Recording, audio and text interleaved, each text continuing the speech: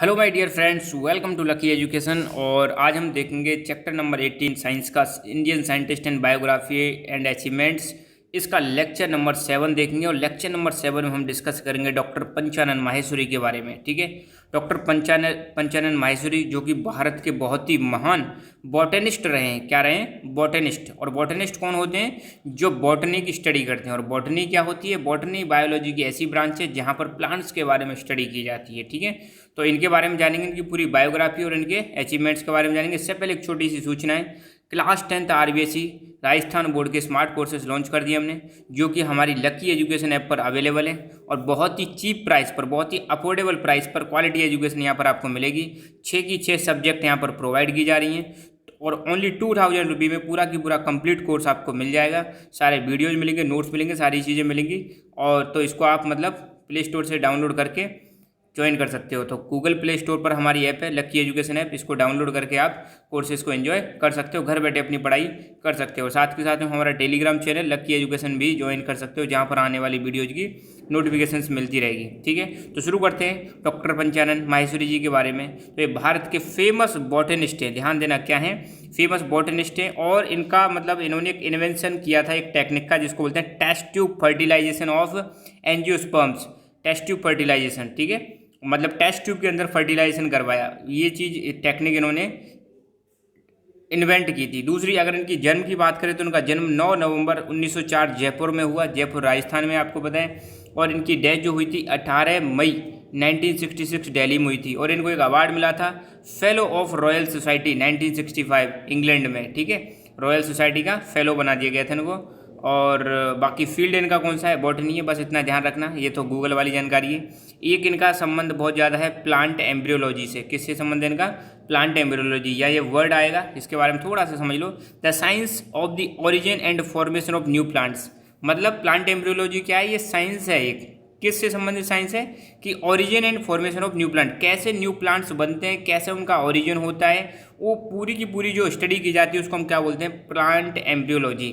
तो यहाँ पर जैसे मान लो कोई नया, अब जैसे एक एग्जांपल देता हूँ, नीम का प्लांट है। किसका? पहले नीम का अगर प्लांट है या फिर नीम का पेड़ है, जो ट्री है, वो कैसे बनता है? सबसे पहले जैसे उसमें जो फ्रूट आता है उसमें एक बीज रहता है, सीड, वो नीचे ज़मीन में जाता है, फिर उसमें से वो जर्मिनेशन होता है, स्प्राउटिंग होती है, फिर उसके बाद वो बड़ा प्लांट बनता है। तो बनना शुरुआत कैसे होती है उसकी? तो मतलब जो न्यू प्लांट डेवलप होते हैं उनका पूरा की पूरा जो स्टडी की जाती है वो किस में की जाती है? प्लांट एम्ब्रियोलॉजी में की जाती है। कुछ टर्म्स हैं इनके बारे में आप जान लो। देखो, हमारी जो बायोलॉजी होती है, बायोलॉजी में दो चीज़ें हम पढ़ते हैं। जो बायोलॉजी होती है उसमें दो चीज़ें पढ़ते हैं, तो जूलॉजी और दूसरी है बॉटनी।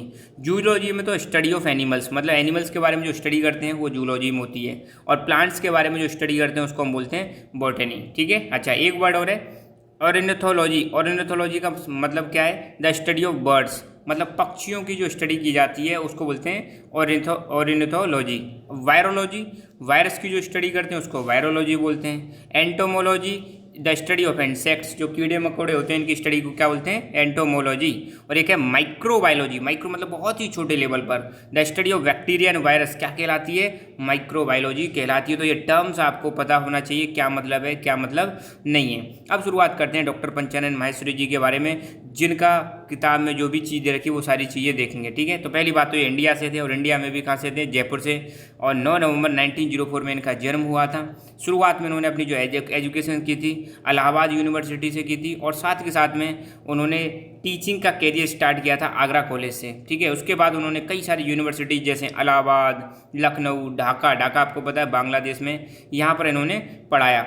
ये head of the department, botany के डिपार्टमेंट हेड बन जाते हैं, head of the department of botany at Delhi university in 1948। देखो, अब इसमें पूरे में जो डेट आएंगी, डेट का टेंशन मत लेना, डेट कोई नहीं पूछेगा, बस इनके पॉइंट याद रखने हैं आपको। 2 मार्क्स का क्वेश्चन आ सकता है कहीं से भी, तो इसको समझ लो आप। ठीक है, तो head of the department of botany बन जाते हैं कहाँ पर? दिल्ली यूनिवर्सिटी में। फिर इन्होंने स्पेशली जो वर्क किया था वो सबसे ज़्यादा किस पर किया था? Plant embryology. तो ध्यान रखना, प्लांट एम्ब्रियोलॉजी में इनका बहुत ही ज़्यादा कॉन्ट्रीब्यूशन है। प्लांट एम्ब्रियोलॉजी मैंने बताई थी कि कैसे नए प्लांट्स बनते हैं, कैसे उनका इवोल्यूशन होता है, पूरा की पूरा प्रोसेस किस में स्टडी करते हैं, प्लांट एम्ब्रियोलॉजी। तो इनका जो सबसे ज़्यादा फोकस था किस पे था, प्लांट एम्ब्रियोलॉजी। और ये किसकी ब्रांच है, बायोलॉजी की ही ब्रांच है, बायोलॉजी में भी बॉटनी की, ठीक है।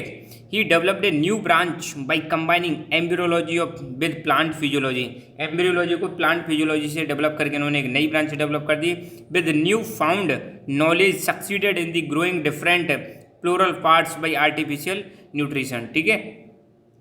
He was so famous that not only Indians but also students from America, Argentina, Australia used to come to do research work under his guidance। बहुत ही ज़्यादा फेमस थे, इंडिया के अलावा बाहर से भी, विदेशों से भी, अमेरिका, अर्जेंटीना, ऑस्ट्रेलिया, यहाँ से बहुत सारे स्टूडेंट आते थे ताकि इनके साथ मिलकर क्या कर सकें, इनकी गाइडेंस में रिसर्च वर्क कर सकें। लगभग 60 स्टूडेंट ने डॉक्टरेट की उपाधि हासिल की इनकी गाइडेंस में, ये चीज़ ध्यान रखना।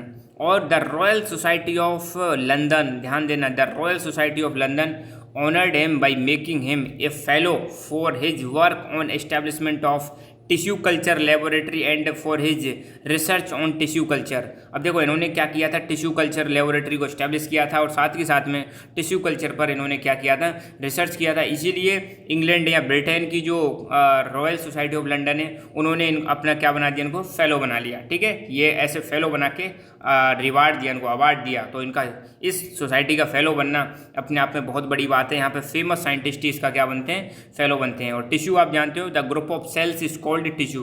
कई सारी सेल्स के ग्रुप को हम क्या बोलते हैं, टिश्यू बोलते हैं। और फिर डॉक्टर पंचानन माहेश्वरी जी की 18 मई 1966 दिल्ली में इनकी क्या हो जाती है, डेथ हो जाती है, ठीक है। तो बस आज के लेक्चर में इतना ही, बाकी अगले टॉपिक नेक्स्ट लेक्चर में करेंगे। सो तब तक के लिए जय हिंद, जय भारत।